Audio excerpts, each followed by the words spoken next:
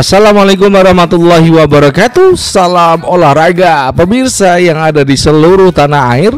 Berjumpa kembali dengan saya Jelu Custen dalam Bincang Sepak Bola.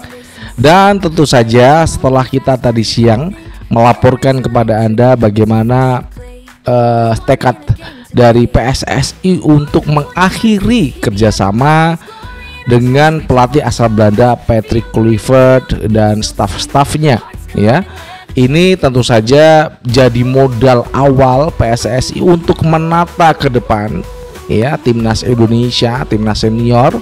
Karena dalam beberapa waktu yang akan datang kita juga bulan November ada FIFA Match Day, kemudian tahun depan ada AFF, lanjut Piala Asia, ya. Berikutnya juga ada kualifikasi Piala Dunia 2030, kita masuk di round 2. Ini kan juga butuh pelatih yang cukup bisa membawa pengaruhnya kepada anak-anak timnas, ya. Selain dia punya pengalaman menghadapi tim-tim Asia, jadi kita akan memberikan prediksi siapa-siapa yang pantas untuk melatih timnas Indonesia. Sebelumnya berikan like dan subscribe pada channel ini untuk mendukung kita menuju 100.000 subscribers, ya.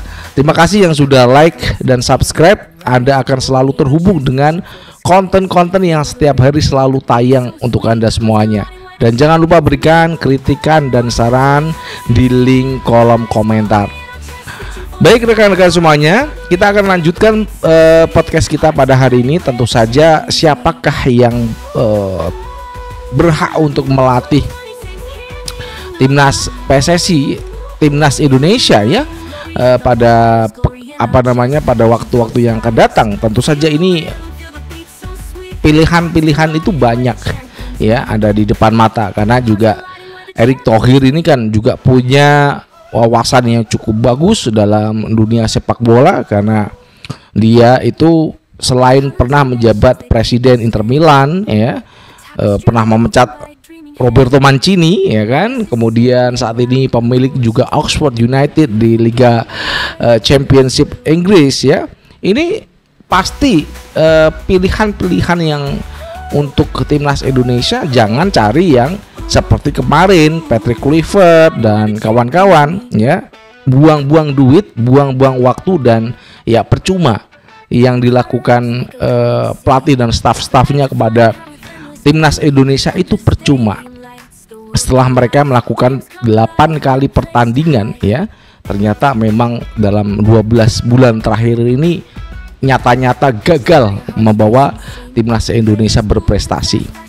Nah, siapa-siapa mereka calon yang layak untuk menjadi pelatih timnas Indonesia? Yang pertama kita akan sebutkan adalah Roberto Mancini, ya.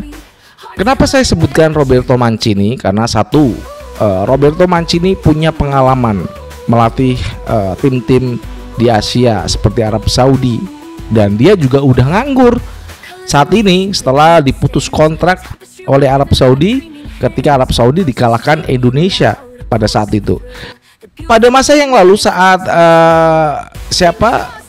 Erick Thohir memimpin Inter Milan, ya, sebelum Serie A dimulai, dia juga memecat seorang Roberto Mancini. Ini memang punya track record yang cukup bagus, membawa Inter Milan juara, ya, membawa Lazio, kemudian juga Manchester City. Ini memang harganya cukup mahal, lebih mahal ketimbang Patrick Kluivert. Namun ya, kita ini negara besar, ya.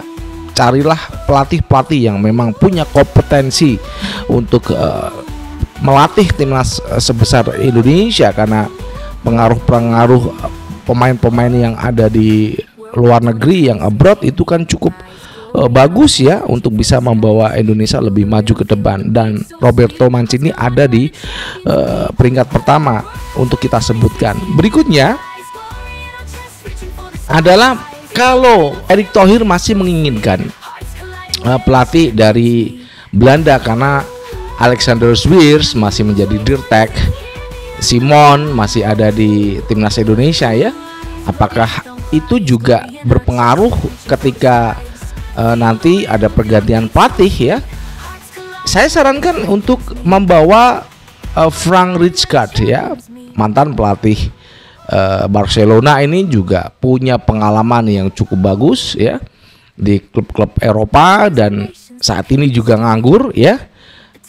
Ini akan membawa dampak yang cukup bagus Frank Rijkaard karena pelatih yang berkualitas, punya kompetensi tinggi, berbangsa Belanda, dan ini juga akan kita dorong untuk kalau PSSI nanti mencari pelatih yang berkualitas.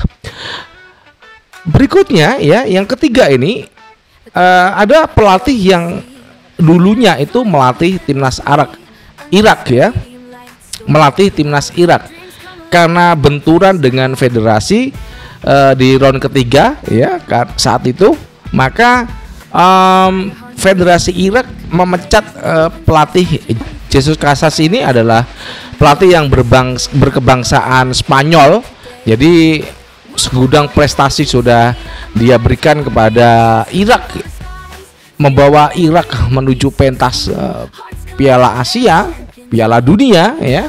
Kemudian saat ini digantikan oleh Graham Arnold.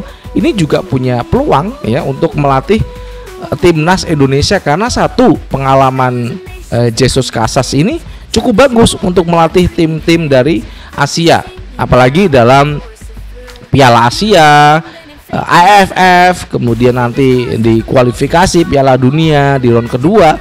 Jadi Jesus Casas ini cukup bagus. Saya sarankan kepada segenap PSSI, jajaran PSSI untuk ini dimatangkan, jangan sampai salah pilih asal-asalan pelatih yang asal comot aja, nggak penuh dengan pertimbangan ya. Kemarin kita sudah STY ya, kalau STY sudah out ya sudah, kita lupakan saja.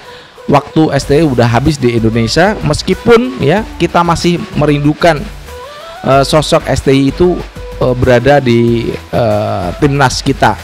Selanjutnya Patrick Kluivert, Acak Adul dan Amburadul membuat marah sejumlah supporter timnas Indonesia dari Sabang hingga Merauke ya. Kita kemarin banyak sekali yang konten-konten yang beredar di media sosial itu ya namanya supporter ketika melihat timnasnya bermain seperti itu ya kita pasti marah lah ya.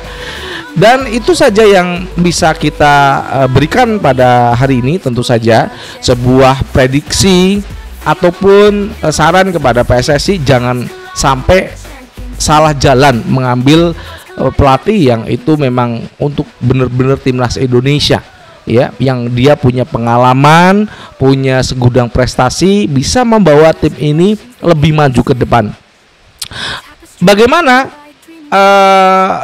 tipikal yang Indonesia mau? Ya itu tentu saja ada di tapuk kepemimpinan Erick Thohir ya, yang saat ini masih menjabat ketua PSSI. Kemarin kita tekan-tekan ya agar segera memecat Patrick Kluivert, dan alhamdulillah hari ini sudah kemarin itu sudah diputuskan untuk dipecat seorang pelatih Tarkam yang telah merusak pola permainan timnas Indonesia. Terima kasih PSSI ya, ini adalah suara kami, supporter fans timnas Indonesia yang kami memang mencintai seluruh skuad timnas Indonesia. Jangan pernah kita sebagai fans itu mengata-ngatai pemain yang dipilih oleh pelatih ya. Kita harus mencintai skuad timnas Indonesia, mencintai negara ini, dan tentu saja kita doakan semoga Indonesia bisa berprestasi pada masa yang akan datang. Dari Jakarta, saya Jellu Custan mengucapkan wassalamualaikum